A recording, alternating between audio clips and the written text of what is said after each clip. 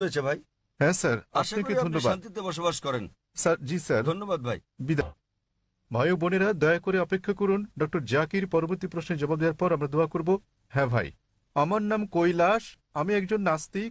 আমার প্রশ্ন, কেন মুসলমানরা বিশ্বাস করে যে যিশু পিতা ছাড়া জন্ম নিয়েছেন, যেখানে কোরআনে বলা হয়েছে যে আল্লাহ বলেছেন তিনি স্বর্গমর্তের স্রষ্টা, কি করে সঙ্গী ছাড়া তার পুত্র জন্ম নিল?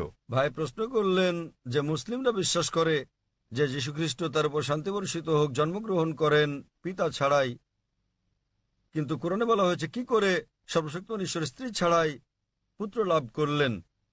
ঈসা আলাইহিসসালামের বিস্ময় কোরআন বলছে সূরা আলে ইমরান অধ্যায় 3 আয়াত নম্বর 47, যখন মরিয়ম আলাইহিসসালাম বলেন মাদার মেরি, কি করে আমার একটি পুত্র সন্তান হবে যখন কোনো পুরুষ আমাকে স্পর্শ করেনি, তখন উত্তর দেন ফেরেশতা জিবরাইল,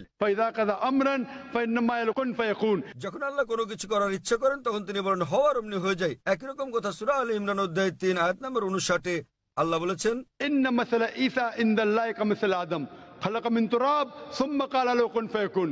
আল্লাহর নিকট যিশুর দৃষ্টান্ত হচ্ছে আদমের মতো, তাকে কাদামাটি দিয়ে তৈরি করার পর বলেছিলেন হয়ে যাও এবং হয়ে গেল। তাহলে আমরা যে বুঝলাম তাহলে সর্বশক্তিমান ঈশ্বরের স্বাভাবিক নিয়মে প্রকৃতিগতভাবে মানুষ পিতামাতার মাধ্যমে জন্ম নেয়, তবে আল্লাহর ক্ষমতা আছে যে তিনি বিনা পিতায় সৃষ্টি করতে পারেন। দৃষ্টান্ত হচ্ছে ঈসা আলাইহিস সালাম, অপর বিশ্বে পিতামাতা ছাড়াই তিনি মানুষ সৃষ্টি করেছেন। দৃষ্টান্ত আদম আলাইহিস সালাম, তার উপর শান্তি বর্ষিত হোক। কিন্তু কোরআনের আয়াতে বলা হয়েছে যে সর্বশক্তিমান ঈশ্বরের কোনো পুত্র নেই, তার কোনো সঙ্গী নেই, তার কোনো স্ত্রী নেই। এছাড়া কোরআনে আরো বলা হয়েছে যে যদি আল্লাহ সন্তান গ্রহণ করতেন তাহলে বলুন আমি প্রথম তার সামনে মাথা নত করতাম।